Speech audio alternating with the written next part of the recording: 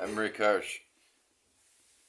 We only have 12 books to read from, and, well, wait a minute. I got 2 more to do. Well, okay, anyway, after those are done, I'll be reading from Chandler Brossard's Wake Up, We're Almost There. This is the triumph of our press to this point, other than the fact that we even exist and people buy our books. Whoops, let's get this phone settled. I want to be in a relaxed posture because I'm reading from the advanced copy of a book we'll have next week, just in time for Christmas shopping, which has been our goal here. I'm going to read a short chapter that seems to capture something that runs through a lot of our books, and particularly Olof Palme and maybe the upcoming America and the Cult of the Cactus Boots by, well, I'll tell you when the time comes, but it's a pretty amazing story. So, here we are, Chapter 7. There I was again, in a small-time street in Guadalupe, ferociously searching for some people, types they might be called, who didn't have the faintest notion that they were fugitives. When will these clucks wise up and begin to understand, if only too well, the nature of my self-castigations? I ask you, when? I was slyly taking the measure of a smoked sausage, presumably dangling in a butcher shop, when a tug on my sleeve brought me about. That amalgam of underground minutiae, that eternal pensioner of freak shows that were not hiring, that smudge. Persistence in itself is not necessarily a virtue, he suggested, apropos my mission. I know, and the amount of familiarity that he secreted was not to be denied, not by me anyway, and certainly not in such an unpromising alley. It must be related to something that will reward it with respond and change. I'm not entirely unaware of that, I indicated with a few well-chosen twitches. That is, if you are referring to soliloquies in action. I shifted our focus somewhat, and at the same time noticed that my Gnostic friend was sporting a red tie. Where, I asked myself, could anything so tentative as physically and psychically fluctuating as he, where, as I said, could he have laid his teensy hands on anything as central as a hot red cravat? Well, there's one way of looking at it, he allowed, and scratched himself in a place that most decent mothers have placed permanent sentries around. But before we go a step further in either direction, he continued, putting both his little hands against my stomach, as if I personified all progress that must be halted before any cultural regrets set in, I must make 2 firm observations. Why not? First, he began, tossing a quick handful of raisins into his mouth, I wish to state that structure is its own reward. No more, no less. Quite acceptable, I said, dodging quickly to avoid some stuff heaved out of an upstairs window. Second, your nose, my lord. No wonder Leibniz never went in swimming. I patted him tenderly on the head, but he got the message. He said, regarding our previous dialogue and that cobbler's stifled skill, a few more points have overtaken me, and since there is something that binds us, some ineffable and savage glue, I plan to share them with you. He sat down quite unostentatiously on a public bench next to a patisserie.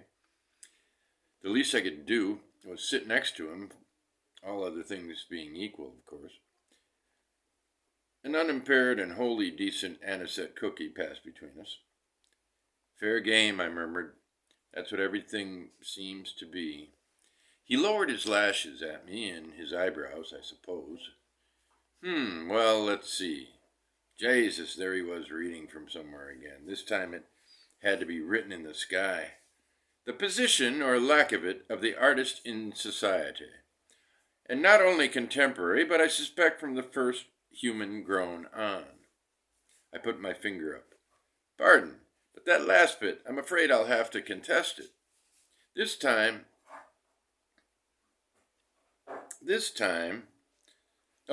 my understanding is that in those very early times, the artist was very much integrated into his community. And not only that, he noiselessly encountered his bowler with my mouth. Your time is up. As I was trying to say, isn't the artist always inventing himself vis-a-vis his fiction, dream, and therefore is he not to be more dimensionally understood or seen as his characters and not himself or the person artist apart? He blew the fragile hand of an aging black beggar off my shoulder, then resumed his prophecy. And does he not, therefore, literally and mythically die, cease to be, when he cannot create himself? That is, when he can no longer invent characters. Hence his secrecy regarding his art, his ideas, his magic, that is. He can be killed if his secret or magic or self-life-inventing force is discovered or uncovered. And aren't his neurotic artist behavior antics really frauds?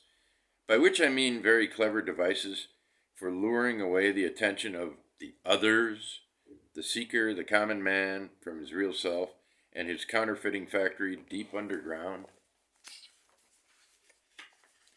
We sighed into each other's measureless expressions.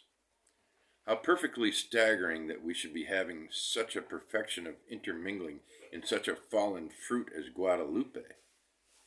Oh, tourism gone berserk. I understand everything you're not saying, I informed him. I think it would have been a damn good thing for everybody if you had written the Old Testament instead of those hired old hands who did, and I mean it.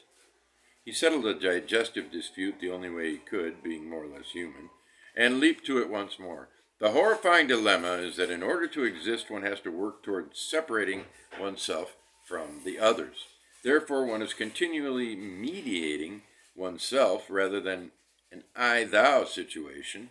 The artist is I-me or anti-I-thou. Crisis occurs in the artist when he can no longer invent characters or substitutes for the outside community and or does not sustain a dialogue or mediation with them, himself multiplied, that is, when he uses the language of public conventions and absurdity instead of reinvigorating them with a private speech that thinks and breathes as it is uttered, setting up another stage as it exhausts the one it is on, you see. He let me reflect on that for a moment, then carefully, in a manner to which I could easily become accustomed, whispered, "Words think." The honesty of the noonday sun required that I unequivocally buy a couple of ices from a lingering illness half asleep at his cart there. As I was handing my friend his, he grabbed me by both lapels and put his complete face so close to mine that it was no longer a question of comfort. "You must understand and absorb every word I am bequeathing to you," he whispered, and meanly too, "because if you don't, we're both dead ducks." "I'm here," I shouted. "I'm with us. Simmer down, for the love of it. Eat your ice cream like a good fellow." He did, but I do not wish to relate the details of his eating style. All I can say is that it was a considerable advance, if you want to call it that, over the more conventional mouth and tongue route. "Before I forget," he said, wiping himself with the remains of a martyr's recantation, "I have to go on record with a couple of statements about dreams, as those experiences are rebuked by the scoffers." He lifted his bowler to scratch his head, and a mourning dove, whether it had just been visiting there or leaving the space under a more or less permanent and decent arrangement with the owner, I cannot, of course, say, whirred off and into a nearby tree. "I have a few ideas about trans-schematic experiences myself," I began, "and particularly their relationship to that part of the individual I shall call the required schemer. You see," in another moment I was brushing my ear where he had kicked me with his midday slipper. "Blabber froth," he howled. "Soulless tongue. Phew." That's breaking it off in the middle.